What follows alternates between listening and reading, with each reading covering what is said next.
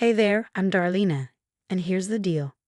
I'm 35, a journalist for a major news network, and I've always had a knack for sniffing out stories.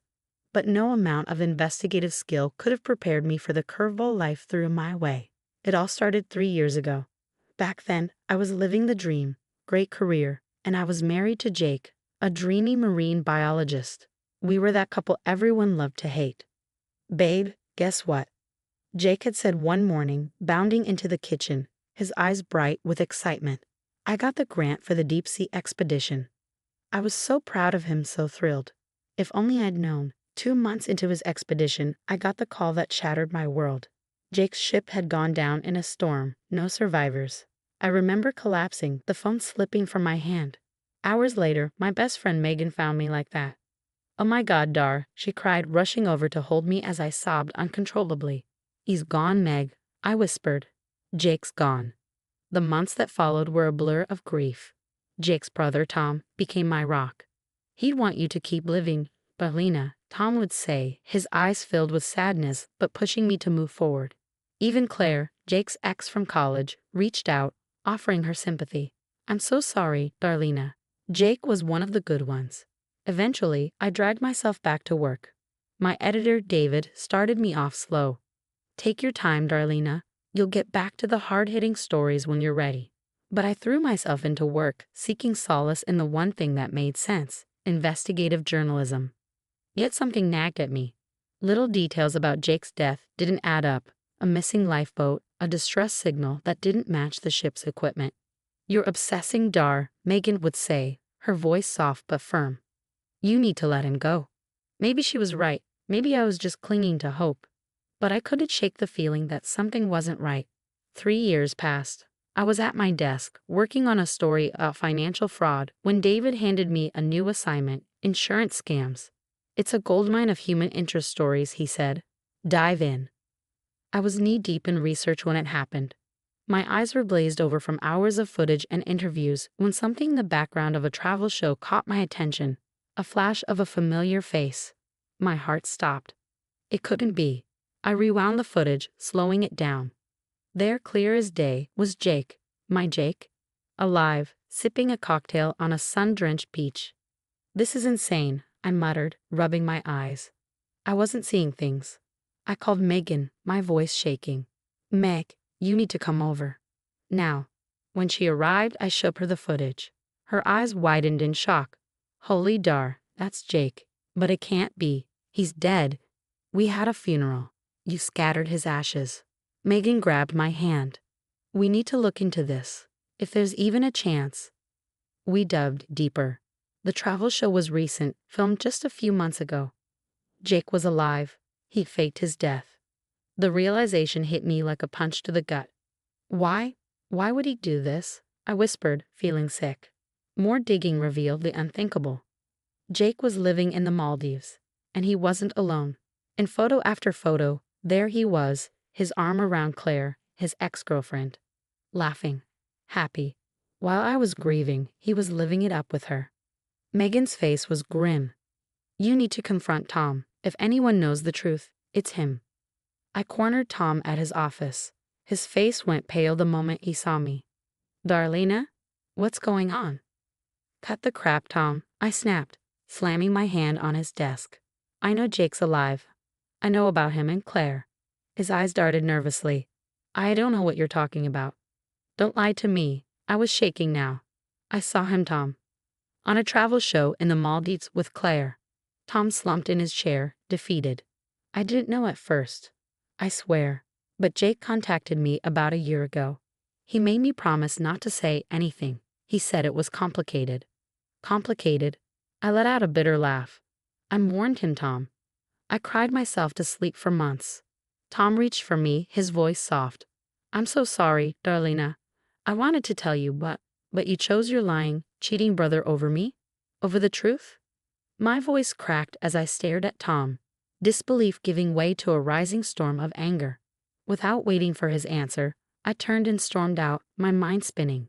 Everything I thought I knew about the man I loved, the life we built, the future we had planned was gone, erased in an instant. Back home, I stood in front of the evidence we gathered: photos, videos, financial records. It was all there, mocking me. What are you going to do? Megan asked quietly, her voice full of concern. I took a deep breath, feeling a fire ignite deep inside me. I'm going to find out exactly what happened, and then I'm going to make them pay. I stared at Jake's face in a recent photo, his arm wrapped around Claire. The grief, the pain, and the confusion all hardened into something else. A cold, unshakable determination. Game on, Jake, I whispered. You have no idea what's coming. From that moment, I threw myself into the investigation with an intensity that bordered on obsession. Every waking moment was consumed with digging, researching, connecting the dots. My living room turned into a chaotic crime scene board, photos, documents, and sticky notes covering every available surface. Darlena, you need to sleep, Megan urged, her eyes full of worry. I waved her off. Sleep is for people who haven't been betrayed by their dead husbands. Piece by piece, it all began to make sense. I uncovered a massive life insurance payout, $2 million, collected just after Jake's supposed death. The money had been funneled through offshore accounts, finally landing in a bank in the Maldives. Look at this, I said, pointing to a document. Claire quit her job a week before Jake's ship went down. She knew. She was in on it from the start. But what gutted me most was discovering Tom's involvement. I found emails between him and Jake, dated months before the staged death, where they discussed the plan. Tom had helped orchestrate the whole thing. That lying bastard, I muttered through clenched teeth. He looked me in the eye at the funeral. He held me while I cried. I needed to flush them out, to make them panic and slip up. That's when the idea struck. Megan, I need a favor, I said, turning to her. Can you leak a story? Make it seem like the authorities are closing in on a big insurance fraud case. Don't name names, but make sure it's clear it involves a faked death at sea. Megan grinned. Consider it done. The effect was immediate. Jake made a frantic call to Tom, which I managed to record using a bug I'd planted in Tom's office. They're onto us, Tom. Jake's voice crackled with panic. We need to move the money now. Calm down, Tom replied, though his voice wavered. It might not be about us. Don't be naive, Jake snapped. It's too specific. I smiled grimly, listening to their desperation. Got you, you bastards. Over the next few days, I watched as they scrambled, making mistake after mistake. Jake liquidated accounts, leaving a clear paper trail. Claire booked flights under an alias, but I traced them with ease. Everything was falling into place.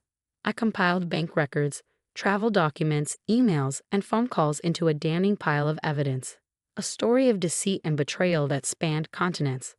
As I organized the final pieces, I felt a mix of triumph and sadness.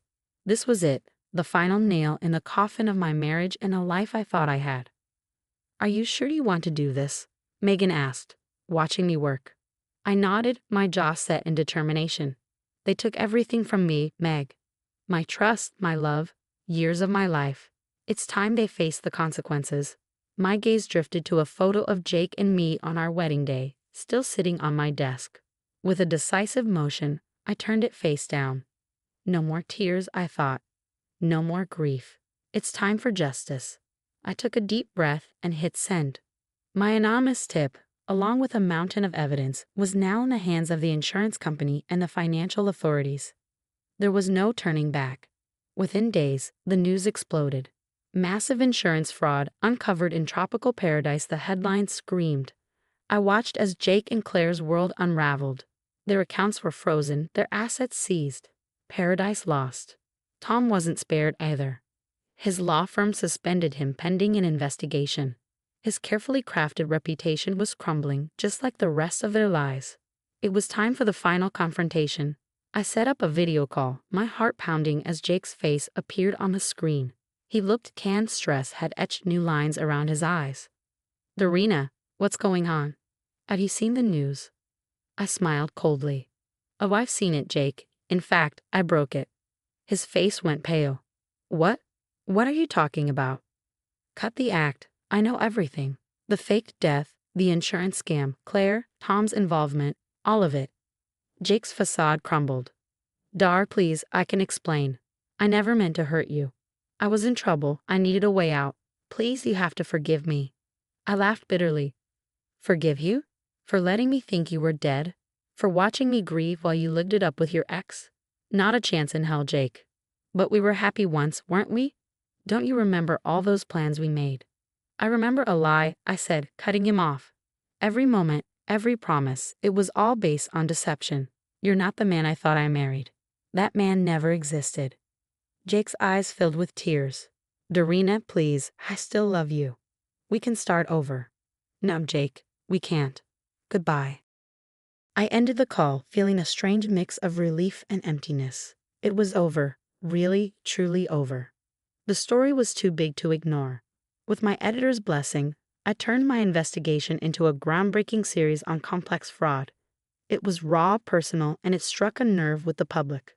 Suddenly, I was the story. Talk shows, podcasts, conferences. Everyone wanted to hear from the journalist who had unraveled her own husband's lies. My career soared as I became a respected voice in investigative journalism.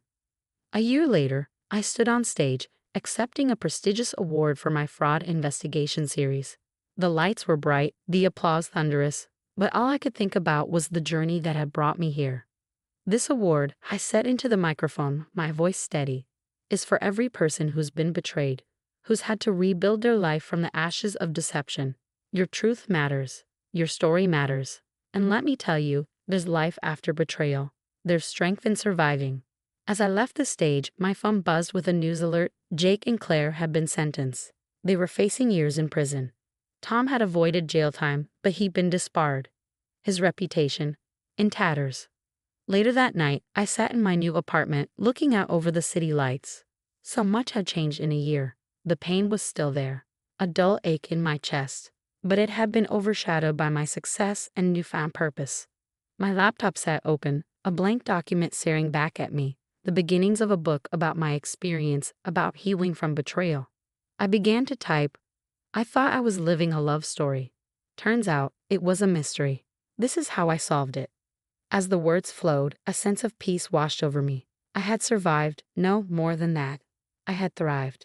Jake, Claire, Tom, they had tried to break me, but instead, they had forged me into something stronger.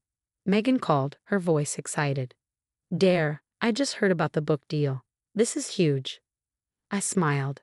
Thanks, Meg. I couldn't have done any of this without you. Please, he scoffed, you're a force of nature, Darina.